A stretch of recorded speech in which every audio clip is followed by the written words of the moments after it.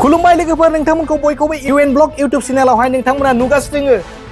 BTC नि राजाया जिरायबाय मासियाव नोंथांमोना स्क्रिनाव नुनो मोनदों BTC नि राजाया जिरायबाय मासियाव नोंथांमोना नुदोंना नुवाखै बिग ब्रेकिं निउज नोंथांमोना नाय गुवार खालामनो हागोन नोंथांमोना नाय राजाया जिरायबाय मासियाव BTC नि राजाया जिरायबाय मासियाव BTC खौ खुंसिगोन हाग्रामा महिलारि सारा 17 बोसोर सरकार सालायदोंमोनब्लाबो 5 बोसोर जिरायथ'नायनि उनाव फिन आरो खनसेबाव रायजो राजानि अनसायनायजों BTC नि चिफ जाफिननो मोनसिगोन एबा BTC नि राजा जाफिननो मोनसिगोन हाग्रामा महिलारि सारा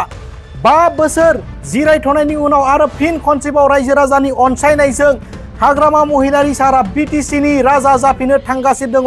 आरो 5 बोसोरनि थाखाय जोंनि BTC खौ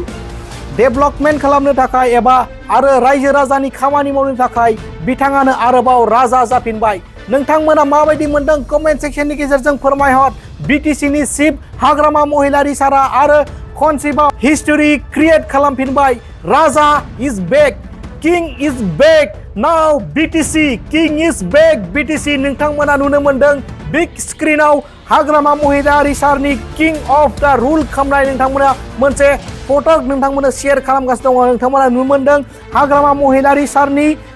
महिलारि सारा बे सिटनि थाखाय 5 बोसोर जिरायथ'दोंमोनब्लाबो आरो फिन खनसेबाव रायजो राजानि अनसायनायजों फिन खनसेबाव BTC नि राजा जाफिनबाय खुलुमबाय लोगोफोर गोजोन्थों जय हिन्द आसा खालामो